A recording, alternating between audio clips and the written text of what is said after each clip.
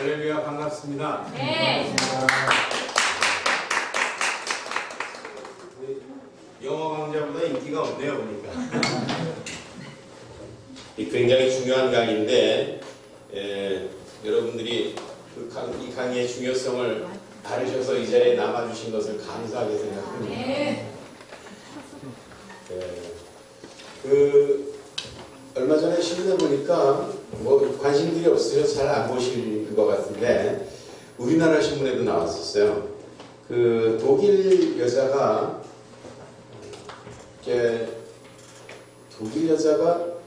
자기 3살짜리, 7살짜리 쌍둥이, 그래서 3명의 아이를 데리고 IS에 가입을 했어요. 독일 여자인데요. 근데 남편한테 가자고 막 아우성을 쳐가지고 남편이 가지 말자고 막 그랬는데 남편이 반대하니까 애들을 셋을 데리고 혼자 갔어요. 가가지고 계속 가가지고 거기서도 남편한테 오라고 막 해가지고 안 오니까 거기서 또 IS 대원들하고 결혼을 해가지고 결혼을 또 2번이나 했대요. 그래서 애는 또 뭐 폭격 맞아 죽고 막 이래가지고 이 여자가 IS가 이제 점점 사라지니까 돌아왔어요. 돌아와가지고 3년 6개월 징역을 받았죠. 1심에서 5년 징역인데 2심에서 3년 6개월. 자녀들을 위험에 처하게 했다. 그러나 IS가 뭐 얼마나 잔인한지는 뭐 여러분들 신문 통해서 이미 지금은 많이 약화됐지만 그러나 없어진 게 아니에요. 지금도 있습니다. 근데 우리 사회가 이런 IS라는 이런 사상을 가진 사람들이 지금도 있다는 거예요. 지금도 있고 이게 그 집단이 없어진다고 해서 IS 없어진 게 아니라 이 사람들의 생각과 사상은 그대로 있고 그리고 지금도 IS 지도자 아부바크르 알바그다디는 죽었지만은 그러나 그 생각을 가지고 지금도 자기의 사명이라고 생각하고 일하는 사람들이 아직도 많다 이거죠. 이런 사람들이 우리나라에도 와가지고 우리나라에서도 뿌리를 박으려고 그렇게 시도를 하고 있습니다. 다행스럽게도 우리나라는 아직까지 이슬람 인구가 우리 5,100만 우리 대한민국 인구가 5,100만이라고 본다면 아직도 우리나라에는 한 25만 정도 외국인 합쳐서 25만 정도로 봅니다. 그러니까 5,100만에서 25만은 0.5% 정도 되죠. 외국인 합쳐서 0.5% 정도 됩니다. 근데 이 이슬람 인구가 한 5% 정도 되면 유럽이 지금 전체 5% 정도 되거든요. 유럽이 전체 5% 되니까 그 사회가 어떻게 변화되어 가는가를 보면 우리가 우리나라도 이슬람 인구가 5% 정도 되면 저렇게 되겠구나 하는 것을 짐작할 수가 있겠죠. 이 이슬람 인구가 우리나라의 0.5% 정도 되니까 한 200명 중에 1명 정도 이 정도 되니까 우리는 아직까지 이슬람에 대한 피부와 닿는 그런 위협이라든지 이런 걸 못 느끼는데 사실은 우리가 지금도 피해를 지금 보고 있어요. 사실은 우리 비행기 탈 때 이 물 못 갖고 타게 하죠 이거. 내가 전에 그 중동에 있을 때 그때 어떤 어머님이 아프리카에 사는 선교사한테 내가 이제 무슨 컨퍼런스에 참석한다 그러니까 그 선교사가 내가 참석할 테니까 나한테 전달하면 자기한테 전달해 줄 거다. 그래서 그 어머님이 시골에서 자기한테 전달해 주라고 뭘 갖고 왔냐면 샴푸를 갖고 왔어요. 샴푸. 그 아프리카에 샴푸가 벤벤한 게 없다고 샴푸를 큰 거를 한 0.5kg 정도 되는 하여튼 큰 거를 가져왔어요. 샴푸를. 그래서 이제 가방 속에다 꼭꼭 담아가지고 제가 꼭 전달해 드리겠습니다. 그리고 갔는데 비행기를 타는데 이게 못 갖고 타게 하는 거예요. 그거 어떻게 합니까? 그랬더니 버려야 되는데 아니 밖에 나가서 이거 다시 전달하고 올 수 없으니까 안 된대. 이미 들어왔으니까 이거를 버리든지 하려는 거예요. 참 기가 막히더라고요. 그래서 참 낯뜨거웠던 적이 있었는데 왜 이 물을 못 갖고 타게 할까 이거? 여러분들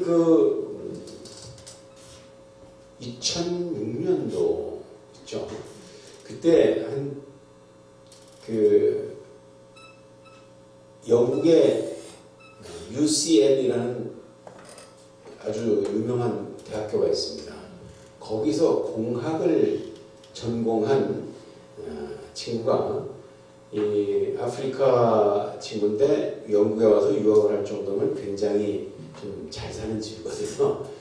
거기서 유학을 했는데 이 친구가 방학 때 파키스탄에 몇 번 왔다 갔다 하더니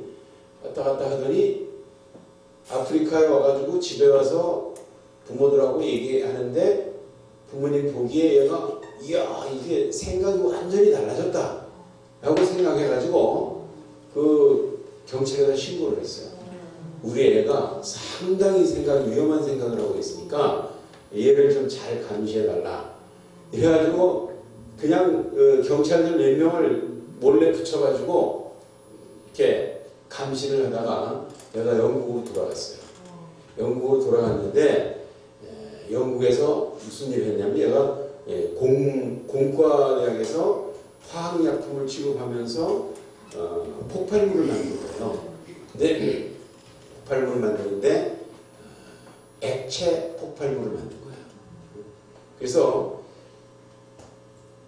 무슨 계획을 세웠냐면 비행기에 액체 폭탄을 갖고 들어가서 거기 이 배터리 같은 거를 연결해 가지고 화장실에 들어가서 이거를 탁 터뜨리면 그러면 이 액체 폭탄이 터지면 비행기에 구멍이 날 정도로 엄청난 폭발력을 가진 액체 폭탄이에요.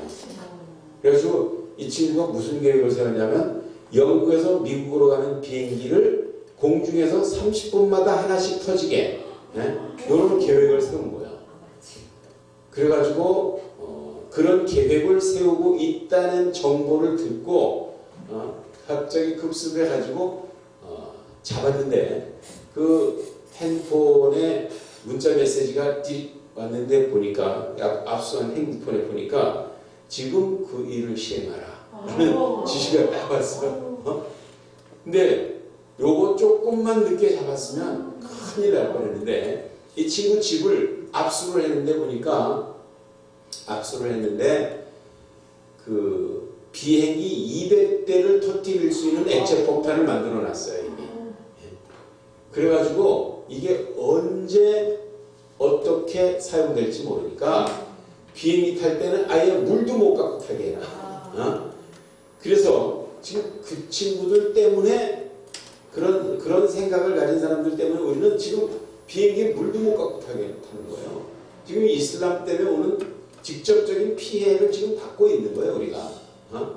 그리고 영국의 지하철 테러 아시죠? 네. 영국의 지하철 테러범들이 폭탄을 어디다 숨겼냐 하면은 지하철을 폭파시켜가지고 많은 사람을 죽이려고 해가지고 그때 정말 많은 사람들이 죽고 부상당하고 했었는데 500명 정도 되는 사람들이 사상자가 한 500명 있었는데 이 사람들이 비행기 폭발물 어디다 숨겼냐 보니까 쓰레기통에다 숨긴 거예요. 그 영국의 지하철의 쓰레기통이 드럼통 같이 깡통 같이 이렇게 해가지고 거기다가 딱 숨겼다가 터뜨려가지고 지하철 두 군데에서 그리고 지상의 버스에서 이렇게 세 군데 터뜨려 가지고 많은 사람이 죽었는데, 그래서 야 이거 쓰레기통이 있으면 안 되겠다. 한때 쓰레기통을, 지하철의 쓰레기통을 세계적으로 다 없애버렸었어요. 그랬었는데 지금은 이제 그 투명 쓰레기통, 플라스틱으로 보이게 하는 쓰레기통 이렇게 만들어놨죠. 이 사람들이 이런 짓들을 하는 거예요. 여러분들, 미국의 그 CIA 국장이 은퇴하면서 한 얘기가 있습니다. 그 양반이 뭐라고 그랬냐면, 제가 재임 기간에 9.11 테러보다 훨씬 규모가 큰 테러를 21건을 잡아냈습니다. 21건 미리 잡아냈어요. 이거 만약에 안 잡아냈으면 9.11 테러가 뭡니까? 하루에 3,000명이 죽은 사건이요. 비행기를 납치해가지고 빌딩에다 들이받아가지고 하루에 3,000명 죽인 사건 아시죠? 이 사건보다 더 큰 사건을 계획하는 거를 21건을 사전에 잡아내가지고 자기 재임 기간 동안에. 무슬림들이 지금은 안 하냐? 지금도 한다. 지금. 여러분들, 우리가 이슬람 테러 그러면은 진짜 동굴 속에 들어가서 이상한 꿈 꾸고 나와가지고 그냥 몇 명 쏴 죽이고 들어가고 이런 이상한 생각을 하는데, 천만의 말씀이에요. 이 사람들이요, 아주 계획적으로 국가적으로 이런 일들을 계획을 합니다. 오사마 빈 라덴은 엄청난 부자였었죠. 이 사람이 사우디아라비아 왕가하고 굉장히 친분이 많아가지고 엄청난 부호를 자랑하면서 사우디 정부하고 좀 안 맞아가지고 아프가니스탄 가가지고 거기서 본부를 차려놓고 테러를 모의하는데, 세계 경제를 자랑하고 세계 정치력을 자랑하고 세계 군사력을 자랑하는 이 미국의 가장 상징적인 것을 폭파시켜라, 이런 계획을 세워가지고 1993년도에 한번 시도를 했어요. 한번 시도를 했는데 그 셰이크 압둘라흐만이라는 이 사람이 한번 1993년도에 시도를 했습니다. 이 사람은 어떤 사람이냐면, 그 코란의 5장 51절에 보면 유대인 기독교인들을 친구로 삼지 말라 이렇게 돼 있어요. 코란 5장 51절에 유대인 기독교인들을 친구로 삼지 말라, 이 구절이 있는데도 불구하고 그 베긴 수상하고 사다트 대통령하고 평화 협정을 맺은 거 있죠? 카터 대통령 때. 이 이스라엘의 베긴 수상하고 이 이집트의 사다트 대통령하고 평화 협정을 맺어가지고 미국의 그 캠프 데이비드라고 하는 대통령들이 파티하고 막 그러는데, 평화 협정을 맺고 거기서 춤추면서 이슬람과 유대교가 평화를 이루었다라고 하면서 세계적인 뉴스가 됐던 적이 있었죠. 세계적인 뉴스가 됐었어요. 그래서 이제 이슬람과 유대교가 화해를 하면 세계 평화는 이제 곧 눈앞에 온 거다라고 이렇게 얘기하면서, 이집트는 이슬람에 굉장히 그 영향력이 있는 나라거든요. 근데 이렇게 해가지고 사다트 대통령이 평화협정을 맺고 국내로 와가지고 그 오자마자 그런 거는 아니지만 이스라엘 유대인들과 평화협정을 맺었다. 이거는 코란 5장 51절을 어겼다 이거예요. 유대인과 기독교인들을 친구로 삼지 말라 그랬는데, 이거 유대인을 친구로 삼았다 이런 것이 몰래 한 것도 아니고 대대적으로 세계적으로 광고해가지고 이걸 했다. 그러면서 이슬람 성직자들이 뭐라 그러냐면, 저자는 무슬림이 아니다. 코란을 아주 공개적으로 어겼기 때문에 저자는 무슬림이 아니고 진짜 헌신된 무슬림이라면 저런 자를 죽여야 된다 라고 모스크에서 막 강의를 하고 신학교에서 강의를 하고 막 이러니까 거기에 은혜 받은 사람이 있어요. 그 강의에 은혜 받고 사명감을 느끼더라고요. 그래서 이 사람이 열병식을 하는데, 군사 열병식을 하는데 거기서 사회를 쫙 지나가면서 봤잖아요. 근데 장교 한 사람이 할렛 이슬람볼리라고 하는 장교가 하다 갑자기 총을 빼가지고 그 사회를 받는 대통령을 향해서 막 쏜 거예요. 여러 방을 쏴가지고 그 자리에 죽었어요. 그러니까 체포됐겠죠. 대통령을 죽였습니다. 대통령을 죽여가지고 이 사람이 재판석에 섰습니다. 그 재판장이 물어봤어요. 야, 너는 왜 대통령을 죽였냐? 그랬더니 그런 자를 죽이라는 것이 알라의 명령이라고 배웠습니다. 그랬더니 너는 누구한테 배웠냐? 그랬더니 셰이크 우마르 압둘라함은 교수님한테 배웠습니다. 그러니까 교수님을 불러와라. 교수를 체포해가지고 불러왔어요. 너는 어떻게 사람들을 가르쳤길래 사람을 죽이라고 가르쳤냐? 라고 하면서 했더니 이 사람은 그런 자를 죽이는 것이 알라의 뜻입니다. 그런 자를 죽이는 것이 우리가 마땅히 해야 될 지하드입니다. 이렇게 얘기한 거예요. 그래서 아니 지하드라는 것은 사람 죽이는 게 지하드가 아니라 이 지하드라는 말이 원래 아랍어로 투쟁이라는 말이거든요. 스트러글.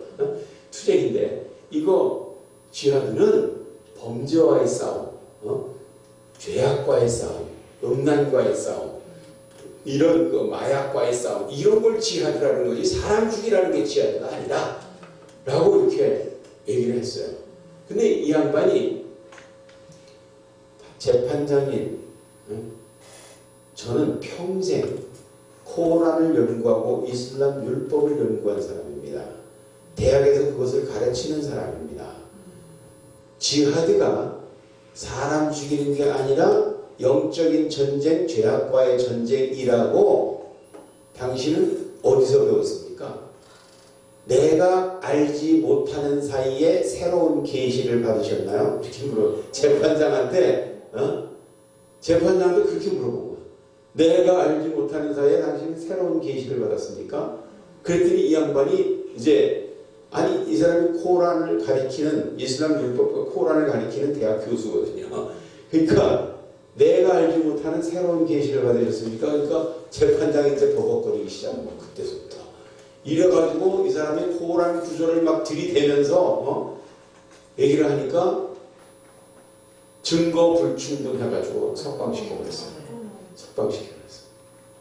그래가지고 이 양반이 아프가니스탄에 가서 오사마 빈 라덴을 만나고 미국으로 가가지고 월드 트레이드 센터를 부셔버리고 폭발을 해가지고 그때도 열 몇 명이 죽고 상당한 부분이 깨졌어요. 그 월드 트레이드 센터가 무너졌는데 그때는 이제 차에다가 폭발물을 싣고 갔다가 해가지고 원거리 해가지고 터뜨려가지고 깨뜨렸는데 그게 월드 트레이드 센터가 깨지기는 깨졌지만 상징적으로 상당히 미국의 경제와 미국의 부와 강력함을 공격하는 거지만 그런데 이거는 무너뜨리지는 못했다 이거죠. 오사마 빈 라덴이 이따 갔다가 이건 반드시 성공해야 되겠다. 이래가지고 젊은이들을 부른 거야. 젊은이. 너희들 똑똑한 놈들을 뽑아라. 그래가지고 똑똑한 놈들을 유럽으로 유학을 시킨 거예요. 유학을 보내가지고 비행기 항공 조종술을 배우라. 그리고 거기서 박사학위를 다 받고 그 다음에 조종 실무 자격증을 따라. 그래가지고 무슨 비행기든지 탁 잡으면 마음대로 조종할 수 있는 실력을 길러라. 이래가지고 이런 실력자들 19명을 보낸 거예요. 미국으로. 그래서 월드 트레이드 센터를 파괴를 하는데 빌딩의 몇 층을 어느 각도로 들이받으면 이게 전체가 무너진다는 것을 정확하게 계산하는 거야. 그래가지고 이 빌딩을 2대를 들이받았어요. 2대를 들이받았는데 성공했다고 그냥 뭐 오사마 빈 라덴 그 사무실에서 TV 같이 보던 사람이 나중에 체포돼가지고 얘기하는데 TV를 보면서 그게 월드 트레이드 센터가 비행기가 들이받아가지고 막 또 연기나는 장면을 보면서 성공했다고 막 길길이 뛰는데 오사마 빈 라덴은 기뻐하지를 않는 거야. 저기 무너져야 되는데. 그러면서 한참 한참 있다가 이게 스르르 무너졌잖아요. 그러니까 그때서야 박수를 치면서 성공했다고 기뻐하더라는 거죠. 여러분 이게 우연히 일어난 어떤 사람이 홧김에 저지른 이런 사건이 아니에요. 이게 이 사람들은 그렇게 교육을 받고 있어요. 근데 저는 이란에서 20년 살다 온 사람입니다. 이란에서 20년을 살았는데 이란은 아침에 초등학교부터 고등학교까지 매일 조회를 합니다. 조회를 하면 운동장에 전교생이 모여가지고 조회를 해요. 조회를 할 때 뭐 하냐면 끝날 때 반드시 하는 게 있어. 미국을 향하여 좌우향우 해가지고 미국을 향해서 좌우향우 합니다. 그럼 어느 학교든지 미국 쪽을 향해서 좌우향우 해가지고 주먹 불끈 쥐고 마르바르 아메리카 이걸 해요. 마르바르 아메리카라는 말은 미국 위에 죽음이 임하기를. 이거를 어린 학생 때부터 이거를 배우는 거야. 마르바르 아메리카, 마르바르 아메리카. 그래서 이란에서는 미국 저주기도, 이스라엘 저주기도, 이런 저주기도를 매일 합니다. 매일. 전국적으로 이거 이란의 대통령이 지금 로하니 대통령인데 이 사람 전에 아하마디네자드 대통령이 4년씩 2번 했습니다. 이 사람이 대통령 되기 전에 대통령 되고 나서 TV에서 강연하는 장면을 제가 봤어요. 근데 이 사람이 뭐라고 강연을 했냐면 이렇게 했습니다.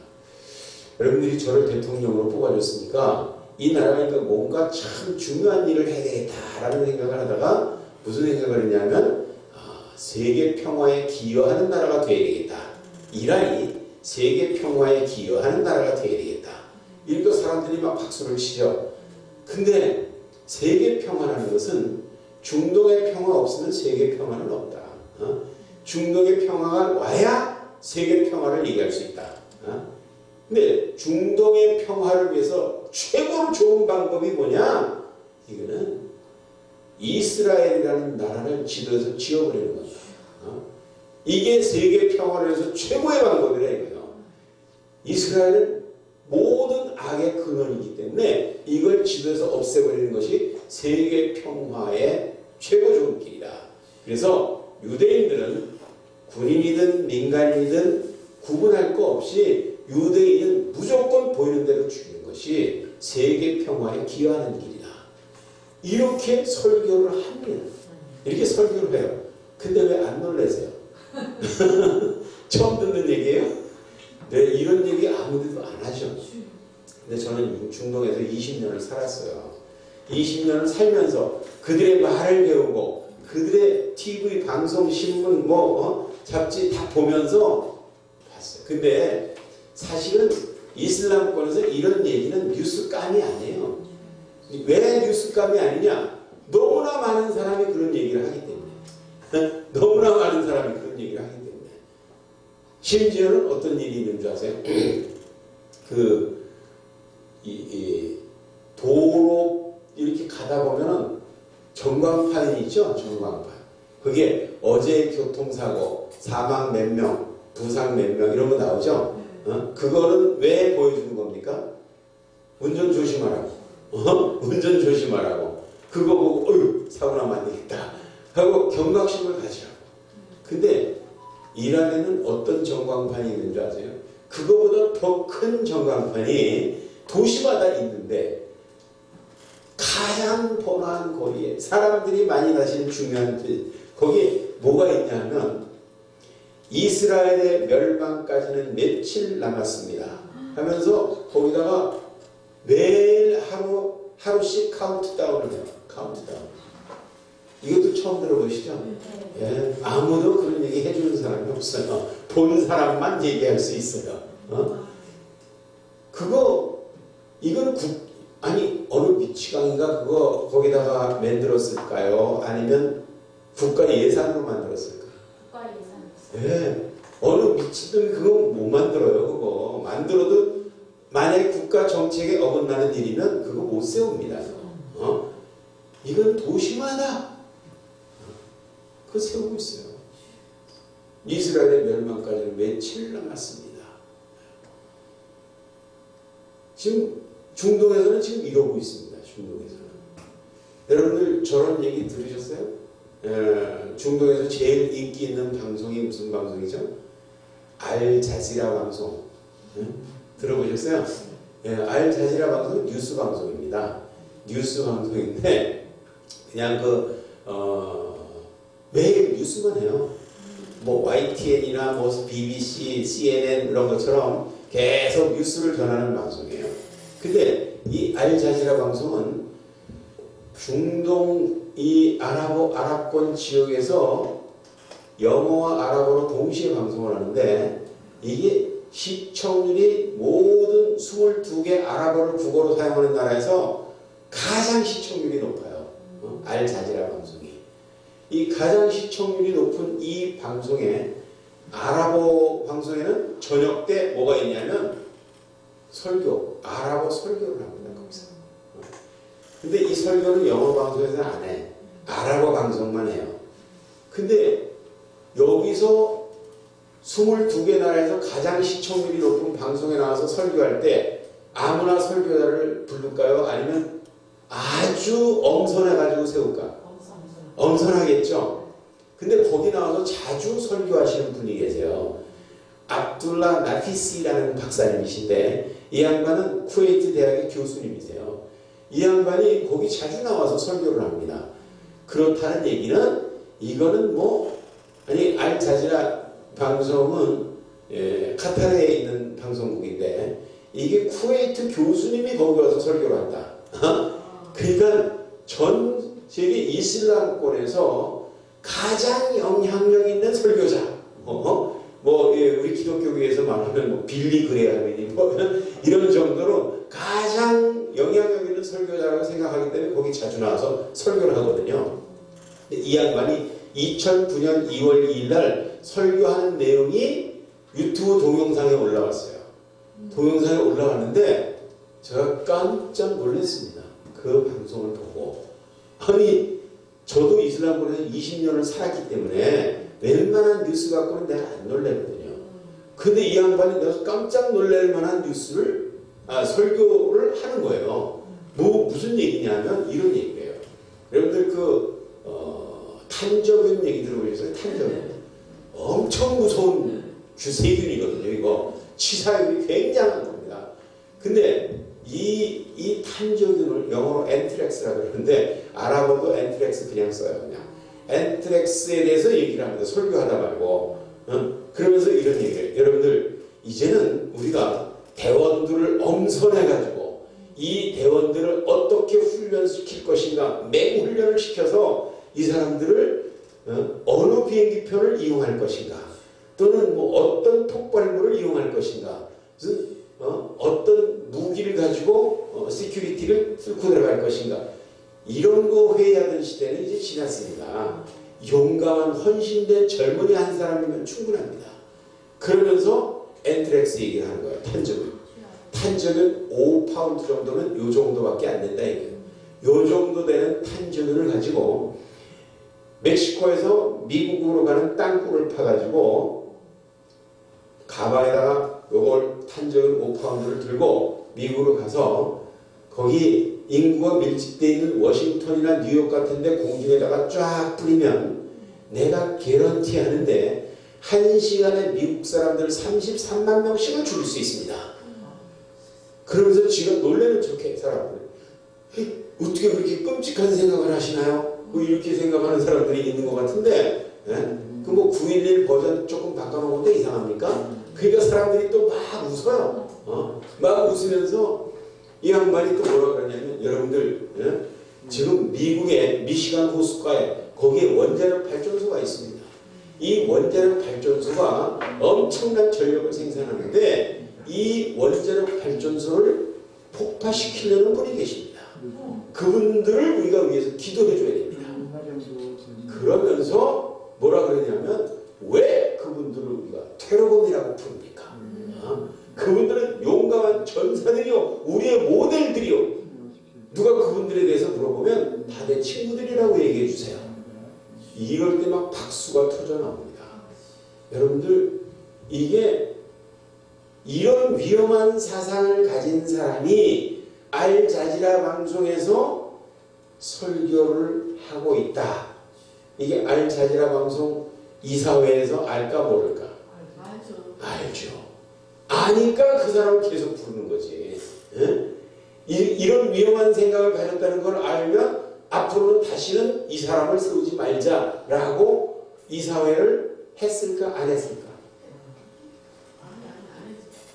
이런 건 이 사람은 당연히 불러야 되는 거예요. 그러면 이 사람이 이게 공개적으로 알자지라 방송에서 이런 얘기를 했으니까 이런 생각을 가진 사람이 자라나는 학생들, 대학생들을 가르친다? 이건 말이 안 된다. 이래가지고 이 사람을 대학 교수직에서 박탈하라는 운동이 일어났을까? 안 일어났을까? 안 일어났어요. 이 사람은 여전히 쿠웨이트 대학에서 가르치고 있고 여전히 가끔 알자지라 방송에 나와서 강의하고 있고 세계적인 국가적인 이슬람 행사에 나와서 설교하는 사람이에요. 이 사람의 설교가 유튜브에 도배돼서 도배. 이 사람의 설교한 내용이 지금 내가 한 내용은 요거 영문으로 자막을 달아서 또 올려놨어요. 여러분들 지금 이슬람권에서는 이러고 있습니다. 이러고 있는데 우리는 이슬람을 품자 이러는 사람들이 인기가 높아. 인기가 높아. 우리가 이 정도 먹고 살만하게 됐으면 그 사람들 난민 많이 받아가지고 우리가 이 사람들 도와주자 이런 얘기하는 사람들, 이런 얘기하는 사람들이 인기가 많아요. 자, 저 사람이 열린 마음을 가지고 있다 이런 얘기들. 그러면 유럽이 어떻게 망가져 가는지 아십니까? 유럽이 망가져 가는 모습이 곧 우리의 장래 모습이다 이거죠. 유럽이 이슬람 인구가 많아지다 보니까 정치하는 사람들이 이 사람들의 표가 탐이 난 거예요. 그래가지고 이 사람들이 원하는 거를 슬슬 들어주기 시작해. 들어주기 시작하는데 어떻게 들어주기 시작하냐? 영국에 무슬림들이 와가지고 막 정착을 할 때 우리나라에서는 아내를 4명까지 허락하는데 왜 니네는 1명만 허락하냐? 4명까지 허락하라고 막 난리를 치는 거예요. 처음에는 야 니네 나라 가서 니네 법 얘기하고 우리나라 갔으면 우리나라 법 지켜야지 왜 니네 법 가지고 하느냐. 근데 숫자가 점점 많아지니까 이 사람들이 우리가 4사람의 아내를 얻는 것은 코란에 있는 얘기다. 이거는 창조주의 법이다. 우리는 이걸 지켜야 된다. 이걸 무시하는 거는 너희가 우리 종교를 무시하는 거고 우리의 알라를 무시하는 거고 이슬람을 무시하는 거다. 라 그러면서 난리를 치니까 영국 사람들이 야 이거 뭐 저 사람들 너무 심하게 나오니까 우리가 좀 들어주자. 양보하자. 이래가지고 그럼 저 사람들이 우리한테 표를 줄 거 아니냐. 이래서 2007년 12월에 뭐가 있냐면 이거 영국 법원에서 영국 국회에서 아내를 4사람 데리고 사는 무슬림들에 한해서는 무슬림들에 한해서는 아내를 4사람까지 허용하기로 하자라고 2007년 12월 달에 영국 국회에 통과됐습니다. 무슬림들에 한해서는 아내를 4사람까지 공식적으로 인정하자. 이게 통과됐어요. 또 안 놀라세요? 기가 막히죠? 기가 막히죠? 그런데 무슬림들이 우리의 종교와 우리의 문화와 우리의 풍습을 이해해 주신 너무 감사합니다. 이러면서 영국 국회에다 감사를 했을까 안 했을까? 안 했어요. 1단계 접수하면 2단계 가는 거다. 2단계가 뭡니까? 국회 앞에서 또 농성을 하는 겁니다. 무엇을 농성하냐? 아니 아내 4사람까지 갈 수 있도록 허락을 했는데도 뭘 또 농성을 하냐? 이 사람들이 이렇게 얘기합니다. 너네들도 양심 있으면 한번 생각해봐라. 너네 아내 한 사람 데리고 사는 것도 힘들지. 우리 4사람 데리고 살자니 얼마나 힘들겠냐. 생활 보조비 내놔라 라고 막 난리를 치는 거야. 생활 보조비 내놔라. 그러니까 또 영국 사람들이 얼마나 착해. 맞아, 힘들 거야. 우리가 좀 도와주자. 이래가지고 아내를 4사람 데리고 사는 가정에는 한 가정당 연간 1만 파운드씩 생활 보조비를 지급한다. 1만 파운드가 얼마인지 아세요? 1만 파운드는 1만 달러보다 훨씬 비싸요. 네, 1,700만 원 정도 되죠. 1만 파운드. 해마다 1,700만 원씩 주는, 해마다. 여러분들 국가에 돈 1,700만 원씩 영국 사람들이 국가에서 돈 받는 게 쉬운 줄 아세요? 1,700만 원씩 아내 4사람 데리고 사는 가정이 그냥 주는 거예요. 그런데 그것만 따먹고 끝나는 게 아니에요. 가만히 보니까 이 사람들이, 야, 우리가 언제 저 어려운 영어 배워가지고 이 사람들하고 이 경쟁을 해가지고 우리가 살아남냐. 우리 그거 하지 말고 우리는 우리끼리 모여서 우리 신문 만들고 우리 방송국 만들고 우리 모스크 만들고 이래가지고 우리끼리 모여 살면서 일할 필요도 없다. 애만 만들어내면 엄청나게 돈이 쏟아져 들어온다. 애만 만들면. 그래가지고 4명의 아내를 번갈아 가면서 임신시켜가지고 애를 낳을 때마다 정부에서는 출산비, 뭐 양육비, 교육비, 뭐 출산 장려금 무슨 수당 해가지고 애 낳을 때마다 계속 돈이 나오는 거야. 그러니까 이 사람들은 돌아가면서 임신시켜가지고 계속 애를 뽑아내면 그러면 열심히 일해가지고 세금 내서 먹고 사는 사람들보다 더 잘 살 수 있다 이거예요. 더 잘 살 수 있다. 사실입니다. 사실입니다. 그래가지고 아니 영국 같은 나라는 합법적으로 4명의 아내를 합법적으로 허용을 했기 때문에 그렇게 하지만 나머지 뭐 독일이나 이런 나라들은 뭐냐 그럼 그 나라들도 합법적으로 4명의 아내를 무슬림들에게 허락하냐? 아니에요. 허락 안 합니다. 그럼 어떻게 하냐? 한 사람만 정식 아내로 등록을 하고 나머지 3사람은 싱글맘으로 등록을 합니다. 싱글맘들도 등록을 해가지고 애를 낳으면 계속 돈이 나와요. 그러니까 실질적으로는 같이 살면서 싱글맘으로 등록만 하면 애 낳을 때마다 돈이 또 나오니까. 그러니까 유럽에서는 무슬림 인구가 엄청나게 늘어나는데 이게 무엇 때문에 그러냐? 정부에서 국민들이 낸 세금 가지고 그들 애 낳는 거 출산 뒷바라지하고 앉았어요 지금. 우리나라가 지금 그렇게 될 겁니다. 여러분들 우리나라에 지금 무슬림들하고 결혼한 사람이 6,485명. 6,485. 이게 2018년 12월 말 통계입니다. 2018년 12월 말에 그러니까 19년 20년 됐으니까 지금 더 많겠죠.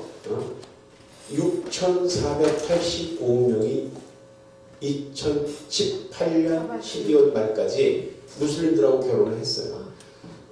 무슬림들하고 결혼을 하면 이 사람들은 계속 출산 작전을 벌입니다. 그러니까 여러분들 이제 영어 뉴스 이런 것들을 이렇게 보면 유럽에서 아주 황당한 뉴스들이 굉장히 많이 나옵니다.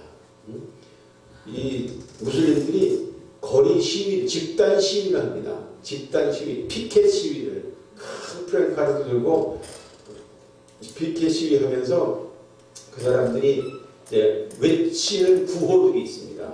그러면 무슬림스 인 유럽 이런 거 인터넷에 터가지고 유튜브에서 동영상을 이렇게 보면 그 사람들이 외치는 구호가 뭐냐면 너희와 너희 딸들이 무슬림 자녀들을 낳을 것이다. 이런 구호를 외칩니다. 이런 구호. 우리는 이 땅을 점령하러 왔다. 이런 이 땅을 이슬람 율법으로 다스릴 것이다. 이런 구호를 외치면서 시위를 하는데 이 거리를 꽉 메고 그런 시위를 하는데 경찰들은 등대고 이 사람들이 다치지 않게 보호해주고 있습니다. 집회 시위 다 신고하고 허락받고 시위하는 거예요. 우리는 이 땅을 점령하러 왔다. 이슬람 율법으로 다스리는 세상을 만들자. 기가 막힌 지금 유럽이 이렇게 망가져가고 있습니다. 근데 우리나라에도 곧 아직 0.5%밖에 안 됐지만 거기 2.5%대부터 이런 일이 일어났어요. 지금은 유럽이 5% 정도 무슬림들이 있지만 그러니까 우리가 미리 대비를 해야 돼요. 미리 대비. 대한민국 교과서에 이미 이슬람에 대해서 얼마나 미화시켜 놨는지. 이슬람은 평화의 종교요, 평등의 종교요, 관용의 종교요. 이렇게 애들을 가르치고 있어. 선생님들이 뭐가 압니까? 교과서에 있는 대로 가르치는 거지. 그러니까 이슬람이 평화의 종교다, 평등의 종교다. 교과서에 그렇게 있으니까 이슬람은 평화의 종교야, 평등의 종교야. 일부 과격한 테러범들이 있지만 그건 일부 정신이 좀 이상한 애들이고 원래 이슬람은 평화의 종교야. 이렇게 애들을 가르칩니다. 그러니까 애들이 자라는 애들 선생님이 그랬어. 선생님이 그러면 애들한테는 선생님이 하나님 다음이야. 하나님 다음. 그러니까 지금 자라나는 세대가 전교조한테 교육받은 이 세대가 점점 커가지고 이제 사회에 이제 중추 신경을 이루고 있는 이런 시대. 우리가 정신 차리지 않으면 이슬람의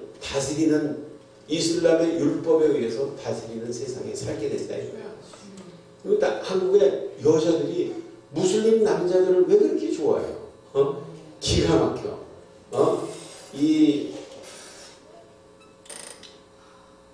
거기 저기 보면 이 파키스탄 미미라고 하는 아이가 있는데 무슬림인데 체포돼가지고 경찰에서 신문 받는 게 기사로 나왔어요.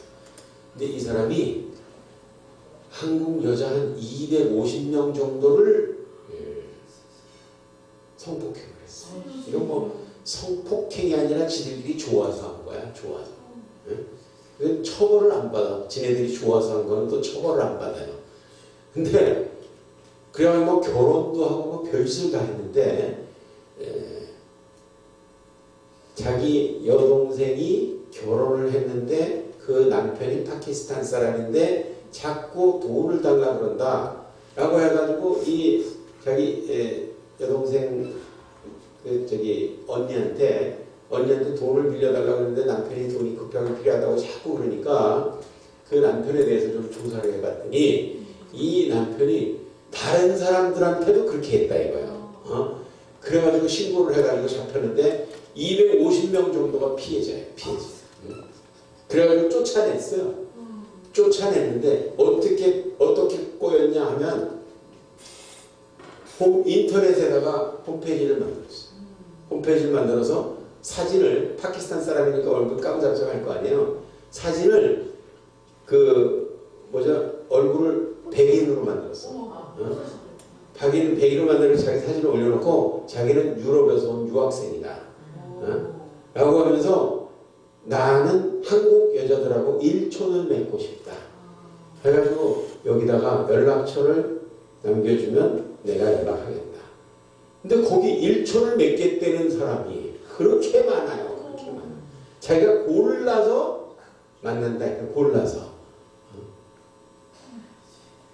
그래서 이 사람을 결국은 추방했어요. 추방했는데 중국으로 와가지고 중국에서도 한국말을 하니까 한국 사람하고 또 만나가지고 같이 들어와서 또 기가 막혀요. 우리 지금 사회가 엉뚱한데 구멍이 뚫려가지고 우리가 이슬람에 대해서 무관심한 사이에 이 사람들은 우리를 기가 막힌 방법으로 우리를 넘어뜨리려고 노력을 하고 있습니다. 여러분들 이슬람의 결혼 개념을 아십니까? 이슬람의 결혼이라는 것은 우리가 생각하듯이 정말 한 남자와 한 여자가 서로 사랑하기 때문에 평생을 아플 때나 병들 때나 가난할 때나 구할 때나 기쁠 때나 슬플 때나 서로 의지하고 사랑하기로 하나님 앞과 하객들 앞에서 맹세하고 결혼을 합니다. 근데 이슬람에서는 그런 맹세를 안 해요. 그런 맹세를 안 해요. 결혼이라는 개념이 우리가 가지고 있는 개념하고 틀립니다. 어떻게 틀리냐? 결혼을 니카라고 해요. 니카. 이 니카라는 단어는 결혼 또는 성관계라고 번역할 수 있는 단어예요. 둘이 같이 써요. 근데 이 니카 너메라고 하는 너메라는 말은 모든 서류를 다 너메라고 해요. 개인이 쓴 편지도 다 너메예요. 무슨 계약서 무슨 서류는 다 너메예요. 니카 너메. 그러니까 이거는 결혼 계약서라고 번역할 수도 있고 성관계 계약서라고 번역할 수도 있어요. 니카 너메. 그 니카 너메를 반드시 가지고 있어야 이게 부부가 인정이 돼요. 근데 이 니카 너메를 어떻게 쓰는 거냐? 갑 아무개와 을 아무개는 몇 년 몇 월 며칠 후로 부부의 연을 맺되 그 대가로 갑은 을에게 일금 얼마를 지불해야 된다. 일금 얼마. 이건 완전히 여자의 몸값이에요. 요거를 메흐르. 이란에서는 메리에 그러는데 아랍에서는 마흐르라고 해요. 마흐르. M-A-H-R. 마흐르. 이게 뭐냐면 이 여자는 얼마짜리 상품이다. 그 상품을 주고 사는 거예요. 사는 거. 근데 상품을 주고 사는데 집에다 갖다 놨는데 보니까 더 좋은 제품이 보인다. 그러면 또 하나 더 사와. 더 사다가 또 집에다 갖다 놔. 근데 4명까지 사다 놨는데 보니까 더 좋은 제품이 보여. 그럼 어떡하냐? 잠깐 가만히 기다려봐. 4명 아내를 모아놓고 가만히 자, 당신은 딸락. 딸락이 뭐냐면 이혼이라는 소리예요. 이혼. 딸락이라는 말이 이혼이라는 뜻인데 딸락이라고 구두로 3번을 통보하면 이혼이 성립된 거예요. 그러니까 당신은 딸락. 그러면 그 자리에서 무너져가지고 펑펑 울면서 도대체 내가 무슨 잘못을 했길래 왜 이러십니까? 이유가 뭡니까? 막 난리를 치면서 막 펑펑 울죠. 그러면 이때 남자가 하는 얘기가 고란 4장 20절. 고란 4장 20절에는 어떻게 되어 있냐면 너희가 아내를 바꾸고 싶을 때는 이미 줬던 그 말을 몸값은 뺏지 말고 그냥 보내라. 이렇게 써 있어요. 너희가 아내를 바꾸고 싶거든 이미 줬던 몸값은 뺏지 말고 그냥 보내라. 우리나라는 그 몸값을 재산이라고 번역을 해놨어요. 이미 줬던 재산을 뺏지 말고 그냥 보내라. 이 말은 무슨 말이냐면 평생 사용료로 계약금을 줬는데 중간에 해방시켜주면 나머지 기간 동안의 사용료를 반환받고 싶을 생각이 든다 이거죠. 근데 그거 반환받지 말고 그냥 은혜로 보내줘라. 이게 이래서 그러니까 너희가 아내를 바꾸고 싶거든 바꾸지 말라는 얘기가 아니에요. 그것만 뺏지 않으면 그냥 보내도 된다. 그런 얘기죠. 코란이 허락한 거예요. 이거는. 코란이 허락한 거예요. 그래서 막 그냥 왜 내가 무슨 잘못을 했냐고 아우성 치고 난리칠 때 그 남자가 하는 말은 코란 구절을 외우면 돼요. 나는 그냥 바꾸고 싶어. 나는 그냥 바꾸고 싶어. 바꾸고 싶으면 그거 안 뺏을 테니까 그냥 가. 이거예요. 여러분들 딸락. 이게 딸락이라는 말에 아랍어는 이혼이라고 그랬죠. 이혼을 3번 딸락을 통보하는 거. 이거를 트리플 딸락이라고 해요. 트리플 딸락. 그런데 이 트리플 딸락이라는 것이 옛날에 있었던 얘기가 아니고 지금도 그렇게 하고 있어요. 지금도. 여러분들 인도의 무슬림들이 지금 1억 9천만 됩니다. 1억 9천. 인도의 무슬림들이 이렇게 많은데 이 사람들은 딸락 3번으로 여자가 이혼당하니까 이 여성 인권 단체에서 이거를 헌법 제소를 했어요. 이건 위헌이다. 위헌 판결을 해달라라고 하면서 이거는 이 사람들은 헌법을 지금 어기고 있다. 여성 인권이 이렇게 취급당해서는 안 된다. 이래가지고 난리를 쳤어요. 그랬더니 대법원까지 가가지고 판결이 났어요. 딸락 3번을 통보해가지고 이혼하는 것은 헌법에 위배된다. 그러므로 앞으로는 그렇게 하지 말아라. 라고 헌법재판소에서 통보를 했어요. 신문 광고가 나왔어. 그랬더니 그 광고를 보자마자 무슬림 성직자들이 모여가지고 집회를 하는 겁니다. 집회를 하면서 큰 프랭카드를 만들어가지고 길거리를 들고 나와서 막 집회를 하는데, Government will change someday, but Allah's law will never be changed. 뭐예요? 언젠가 정권은 바뀐다. 인간의 만든 법은 언젠가는 바뀐다. 그러나 알라가 만든 법은 영원히 바뀌지 않는다. 우리는 알라가 만든 법을 지키면 된다. 지금도 딸락 3번으로 하고 있어요. 이걸 하고 있는데 기가 막힌 거는 뭐냐면 딸락을 구두로 통보하지 않고 문자 메시지로 딸락을 3번을 보낸 거예요. 그렇게 이혼당한 사람들이 부지기수로 많아. 부지기수로. 그래서 여성들이 트리플 딸락 이거 인터넷에 검색해가지고 여러분들 사진 올라온 거 보세요. 그러면 여자들이 모여가지고 핸드폰 문자 메시지 페이스북 이런 걸로 3번 통보해가지고 이혼하는 거 제발 좀 막아달라 라고 하면서 시위하는 걸 사진들 많이 나오는 거예요. 지금 현직 파키스탄 총리가 이므란 칸이라는 사람입니다. 이므란 칸 이 사람도 핸드폰 문자 메시지 3번으로 이혼한 사람이에요. 현직 파키스탄 총리. 트리플 딸락. 딸락. 여러분들. 근데 대한민국에서 최고의 이슬람 학자라고 하는 전주 이슬람 사원의 학 압두 박사가 있어요. 이 사람은 원래 압둘 사히드 박사님이신데 사히드 박사님이신데 압둘 와합 사히드 박사님이신데 시리아 사람인데 우리나라 온 지 30년이 넘어가지고 오래전에 대한민국 국적을 받았어요. 대한민국 국적을 받을 때 사람들이 한국 사람들은 이름이 너무 길면 못 외웁니다. 3글자로 좀 줄여주세요. 그러니까 학압두라고 이름을 쳤어요. 학압두 박사가 우리나라에서 최고 이슬람 권위자입니다.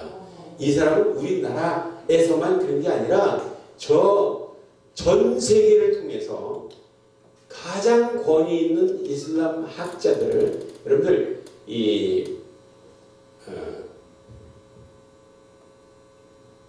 무프티라는 단어를 들어보셨어요? 무프티, MUFTI, 무프티라는 단어가 있는데 이건 뭐냐면 이슬람 성직자야. 성직자 중에 무엇을 할 수 있는 사람이냐?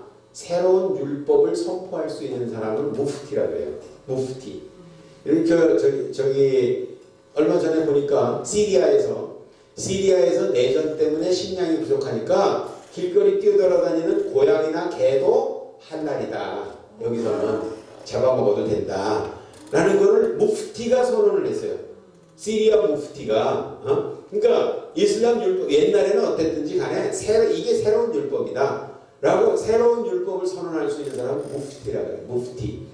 그런데 이 무프티들 중에 또 무프티가 있어요. 이건 그랜드 무프티라는 거예요. 이 그랜드 무프티는요, 세상에 몇 명 안 돼요. 사우디아라비아에도 그랜드 무프티 1명밖에 없어. 사우디아라비아에도. 그런데 우리나라에 그랜드 무프티가 1명 있어요. 그 사람이 바로 학압두 박사예요. 우리나라에. 이 사람이 텔레비전에 나와가지고 KBS인가 거기서 책을 말하다라는 거기 MBC 전주 MBC에서 시선 집중이라는 프로가 있어요. 그 프로에서 1시간 동안 나와서 이슬람에 대해서 얘기를 하는데 이 양반이 하는 얘기가 뭐냐? 이슬람에서는 한 번 결혼하면 죽을 때까지 평생 이혼이 안 된다.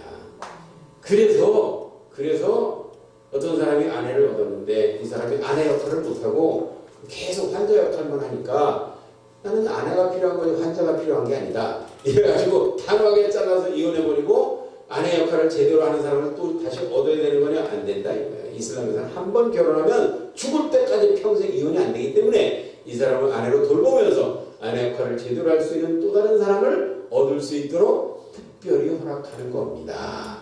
요렇게 방송에 나와서 얘기를 합니다. 방송에 하니까 사람들이 그것을 듣고 있던 많은 사람들이 그렇게 깊은 뜻이 그러면서 사람들이 다 속아놓은 거죠. 근데 여러분들 이 이슬람에서 이혼이 얼마나 쉽다고요? 네, 딱 3번만 통보하면 그냥 이혼이에요. 이게 이슬람 율법이 어떤 나라에서는 그거를 금한 나라도 있지만 이슬람 율법은 그렇게 돼 있어요. 그래서 실제로 이슬람 국가에서 그렇게 해도 처벌하지 않아요. 실제로 그렇게 하고 있어요. 그러니까 이거를 이슬람이라는 이 무슬림들이 그런 문화, 그런 교리, 그런 사상, 그런 종교에 익숙한 사람들이 우리나라에 와가지고 많이 같이 더불어 섞여 살면 기가 막히는 거죠. 이거는 기가 막혀요. 무함마드가 했던 모든 행동은 이슬람의 율법이 됩니다. 그런데 무함마드가 무슨 얘기를 했냐면 어떤 사람이 보니까 자기 아내를 무지무지하게 패는 거야. 그러니까 왜 이렇게 아내를 때리냐고 막 말리니까 못 말리게 그냥 다 그것도 치우고 그냥 계속 때리는 거야.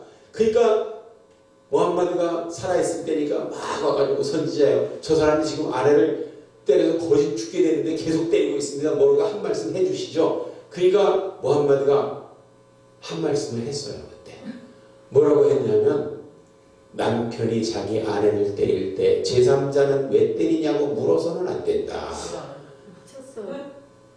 이래서 지금도 이슬람 국가에서 남편이 자기 아내를 때리는 거에 대해서는 제한이 없어요. 고란 4장 34절에 보니까 이렇게 돼 있어요. 아내가 불순종할 우려가 있을 때에는 첫째는 말로 타이르고 그래도 안 들으면 그 여자만 잠자리에서 제외시키고 그래도 안 들으면 때려라. 고란 4장 34절에 그렇게 돼 있어요. 근데 그 때려라는 말에 그 앞에다가 가볍게 때릴지니라 이렇게 가볍게라는 말을 집어넣어가지고 우리나라 코란을 번역을 해놨어요.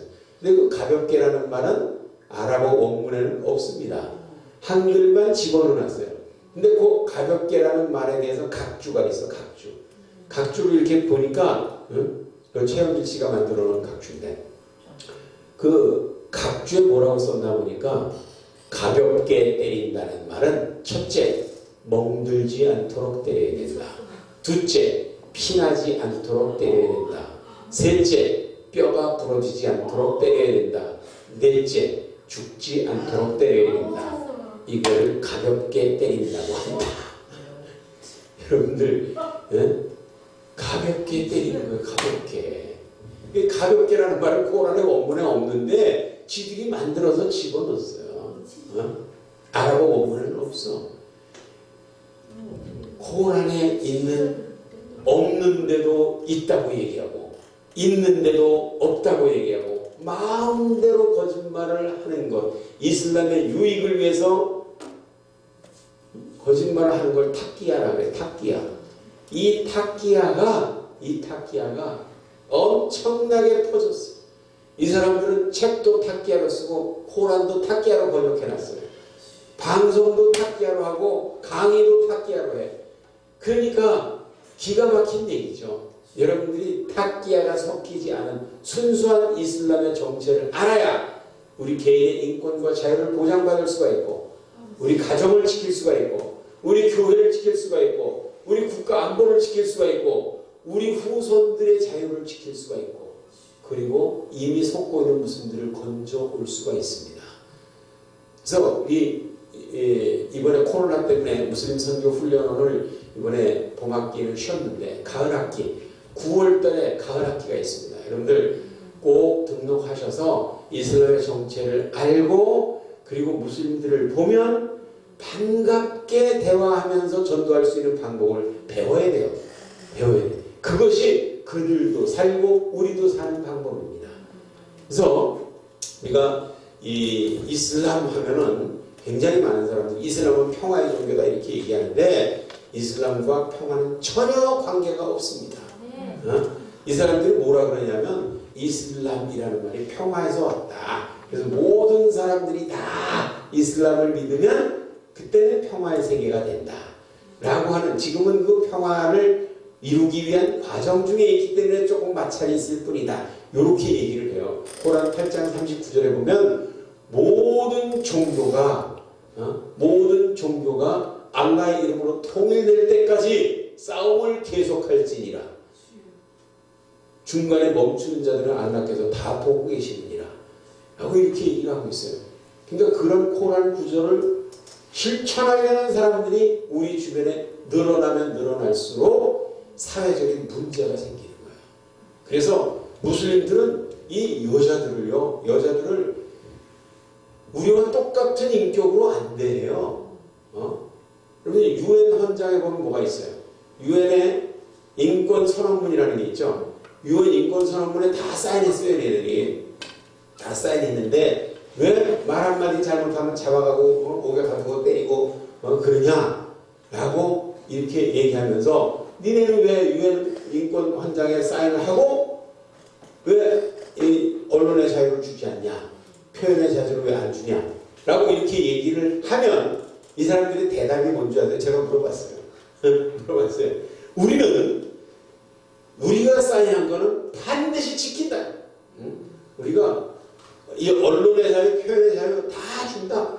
무슨 말이든지 다 할 수 있다. 그러나 그 말을 하는 것까지는 자유가 보장되는데 그 말을 한 후에도 자유를 보장한다는 얘기는 우리는 한 적이 없다. 네, 우리 그런 거 사인한 적은 없다. 그 말을 하는 것까지는 자유다. 기가 막히지 않습니까? 예. 그러니까 무슬림들이 자기네들의 법, 자기네들의 종교, 자기네들의 풍습 이런 것들을 지키려고 그럴 때 우리 사회와 반드시 충돌이 일어날 수밖에 없어요. 우리가 난민 문제 얘기하는데 난민들 지금 이슬람권에서 난 난민들이 엄청나게 많이 유럽으로 들어가려고 했는데 지금 유럽에서 더 이상 못 들어오게 그냥 막고 난리치는 거죠.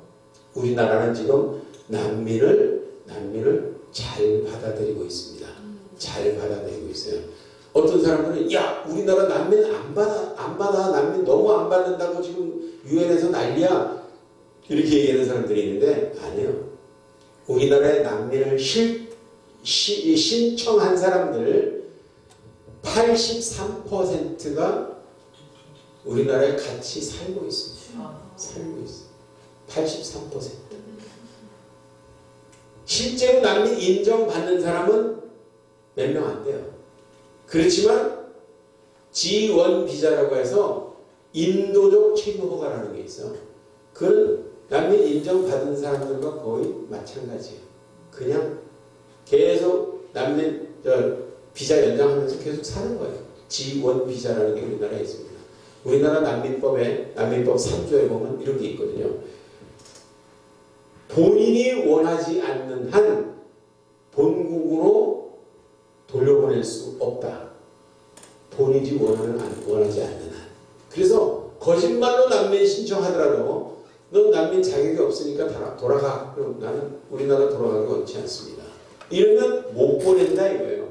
이게 우리 대한민국 난민법이에요. 난민법 3조에 그렇게 돼 있어요. 본인이 원하지 않으면 돌려보낼 수 없다. 그러니까 이 사람들이 계속 우리나라의 숫자가 밀려들 텐데 보세요. 그 사람들은 지금 얼마나 세계 어느 나라에 가면 난민들을 잘 대해주는가 하는 거를 다 정보를 듣고 대한민국이라는 나라가 최저임금이 팍 올라가가지고 조금만 일해도 엄청나게 돈을 많이 벌어.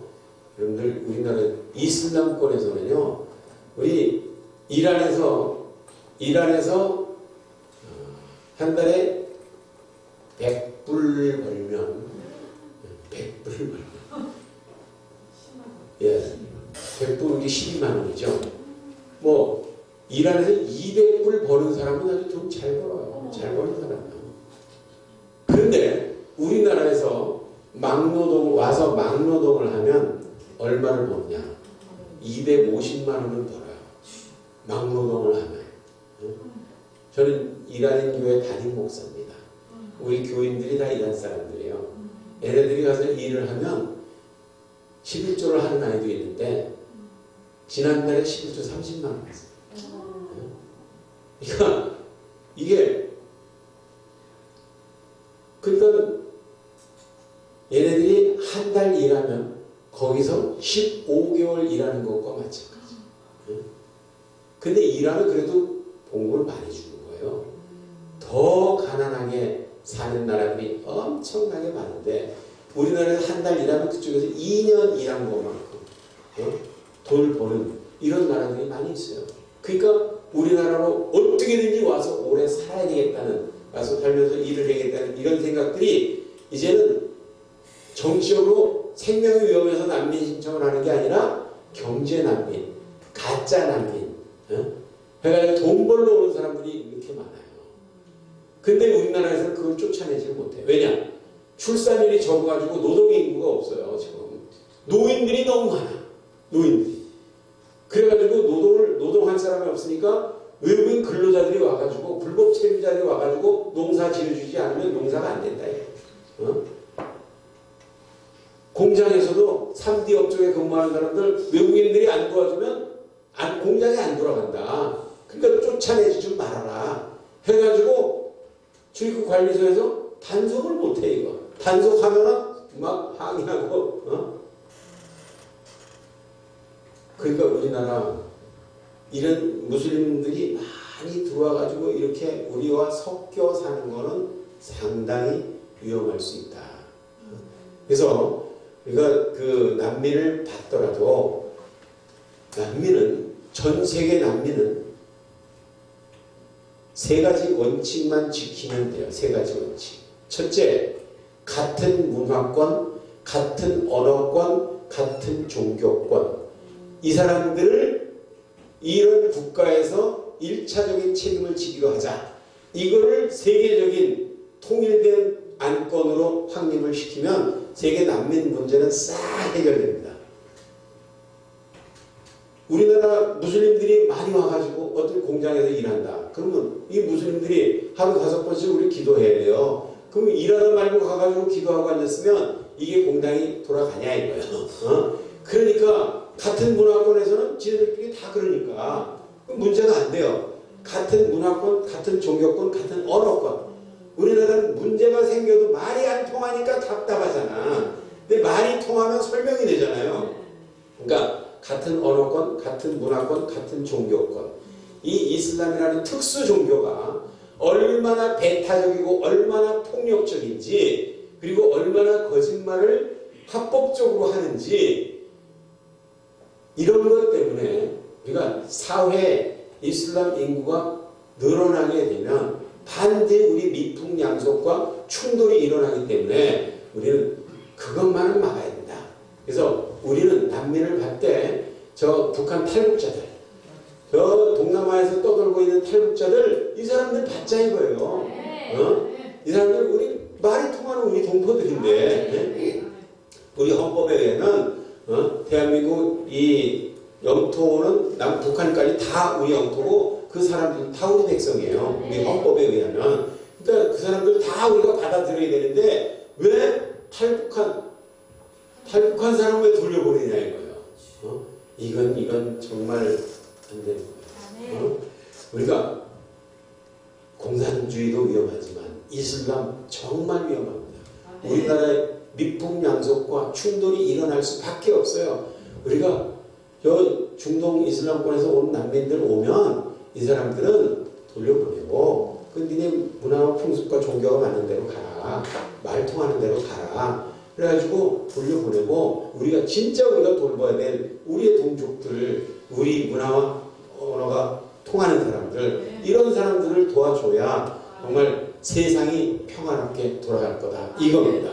그래서 이슬람의 사회에 미치는 영향, 이거는 아직까지 우리나라는 0.5%밖에 안 됐지만, 안 되기 때문에 문제들을 아직까지는 많이 일으키지 않지만, 그럼에도 불구하고 유럽이 저렇게 망가지는 모습을 보고 타산지석으로 삼아서 교훈을 삼고 미리 경계하지 않으면 우리 미풍양속과 충돌을 일으키는 많은 케이스들을 우리가 볼 수 있게 됩니다. 그런 거 여러분들이 정신 차리고 이슬람에 대해서 좀 잘 공부하고 무슬림 선교 훈련원에도 좀 등록하셔서 제대로 배워가지고 지금 무슬림 보면 싫다, 밉다, 무섭다 이런 느낌들을 가지는데 이슬람 무슬림 선교 훈련원을 졸업을 하면 그러면 반갑게 그들과 복음을 나누고 그들을 전도할 수 있는 실력이 생깁니다.